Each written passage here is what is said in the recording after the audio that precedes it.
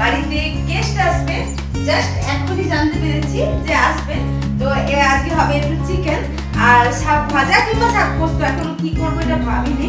তো কিছু একটা পটল টটল ভাজা ভুজিও করে দেবো, এরকম কিছু প্ল্যান আছে। আপাতত তেলটা একটু গড়িয়ে নেই। এখনই তোমাদেরকে বললাম আমাদের বাড়িতে গেস্ট আসবে। গেস্ট মানে আমার সেজো কাকিমা আর সেজো কাকু আসবে। ওনারা লাস্ট এসেছিলেন 1 বছর আগে, যখন আমার স্বাদ হয়েছিল। অন্নপ্রাশনেও আসতে পারেনি, তাই 1 বছর পর আসছে। তো একটু কিছু ব্যবস্থা তো করতেই হয়। প্ল্যানিং অনেক কিছুই ছিল, কিন্তু ভেস্তে দিয়েছে তারা নিজেরাই। এসেই যে চলে যাবে সে আমি জানতাম না। আমার নিজেরও খুব খারাপ লেগেছে। ভেবেছিলাম এই বেলাতে চিকেন আর ভাত দিয়ে শর্টে সেরে ফেলি, ওই বেলাতে কিছু রান্না বান্না করে বরঞ্চ খাওয়ানো যাবে, কিন্তু সেই সুযোগ আর আমার হলো না। যাই হোক, এখন আমি রান্না বসিয়ে দিয়েছি। খুব কান্নাকাটি করতে ওকে কোলে নিয়েই বাধ্য হয়ে চালটা ধুইতে হলো। মা আলু কেটে দিয়ে গিয়েছে আর মশলাটা আমি রেডি করে নেব। চিকেন হলে মায়ের তো খুবই অসুবিধা হয়, কারণ মা যেহেতু খায় না তাই স্মেলটাতেও প্রবলেম। আমি এখন চিকেনের আলুগুলো ভাজার জন্য বসিয়ে দিয়েছি। আর আমি আলুটা না শুধুই একটু হালকা করে নেড়ে রেখে দিই তা নয়, একদমই পুরোপুরিভাবে সিদ্ধ করে নেই। আমার মনে হয় মাংসের সাথে সিদ্ধ করাতে তাক না বুঝতে পারলে মাংসের সাথে আলু ঘেটে গিয়ে তার ফ্লেভার পুরোপুরি চেঞ্জ হয়ে যায়। প্রত্যেকটা রান্নারই একটা নির্দিষ্ট নিয়ম থাকে, তবে আমি বলবো যে শর্টে করার জন্য ওই একসাথে মাখিয়ে তুলে দিলাম, ঠিক আছে। কিন্তু যদি হাতে সময় থাকে তাহলে এভাবে করাই উচিত। আর যেহেতু বাড়িতে গেস্ট আসছে, আমি তো কোনো রিস্কই নেব না।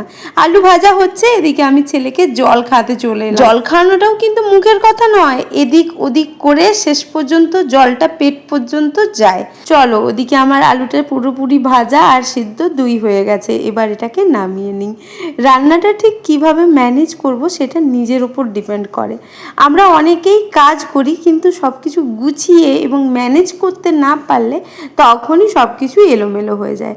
আমি বলবো না যে জীবনটাকে সবসময় সাজানো সম্ভব, কিন্তু ওই যে চেষ্টা করলে আমরা কি নাই পারি।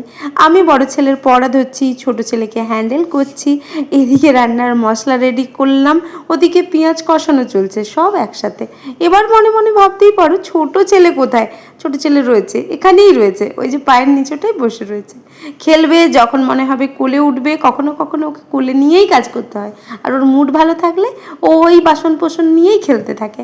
ওই রান্নার সময় যদি একবার ভয়েস দেই বুঝতে পারবে, ঢং ঢাং আওয়াজ চলছে। প্রথমে আলু ভাজার তেলেই আমি দিয়ে দিয়েছিলাম পেঁয়াজগুলো। পেঁয়াজ ভাজা হয়ে যেতে গরম মশলাটা দিয়ে দিয়েছি, প্রথমে দিতে ভুলে গিয়েছিলাম। তারপরেই দিয়ে দিয়েছি আদা আর রসুনের পেস্টটা। তারপরে মশলাটা সুন্দরভাবে কষিয়ে নিয়েছি। ব্রাউন কালার হয়ে গেলে ওতে হলুদ গুঁড়ো, লঙ্কা গুঁড়ো দেওয়ার পর সুন্দরভাবে কষিয়ে জল দিয়ে আরও সুন্দরভাবে কষিয়ে নিলাম, তাহলে টেস্টটা অনেক সুন্দর হয়। মাংস, চিংড়ি মাছ, রুই মাছ এগুলো নিয়ে চলে এসেছে। সব কিছুই প্ল্যান ছিল, কিন্তু কিছুই করে ওঠা হয়নি। যাই হোক, এখন মাংসটা ধুয়ে নিচ্ছি। আর মশলা তো আমার বললাম কষানো হয়েই গেছে, ফুটছিল, ওর ওপর চিকেনটা দিয়ে দিলাম। আচ্ছা, আমি মাংস ধোয়াটা এভাবে দেখালাম মানেই বুঝবে না যে আমি এভাবেই ধুয়েছি। আমি কিন্তু খুব সুন্দরভাবে, খুব যত্ন নিয়ে নিখুঁতভাবে ধুই। এরপর আধ ঘন্টার একটা প্রসেস, তারপরেই চিকেন কষা হয়ে যাবে। এবার আধ ঘন্টা থেকে 40 মিনিট বড়জোর রাখতেই পারে, তবে এই চিকেন তো বেশিক্ষণ সময় লাগে না। এই দেখো আমাদের কষানো হয়ে গেছে। তার মাঝখানে ছেলেকে বহুবার আমাকে ধরতে যেতে হয়েছে, দৌড়াতে হয়েছে। মা এসে শাকগুলো বেছে দিয়ে গেছে, আমি ওটা ভাজা করে নিলাম। পটল ভাজাও করেছিলাম, তার ভিডিও নেওয়া হয়নি। এরপর আলুগুলো দিয়ে আর একটু টাইম ফুটিয়ে নেব, গরম মশলা দিলেই রেডি হয়ে যাবে। তরমুজের একটু জুস বানিয়েছিলাম, ওই ওরা আসবে প্লাস আমরা নিজেরাও খাবো আর কি, ওই জন্য।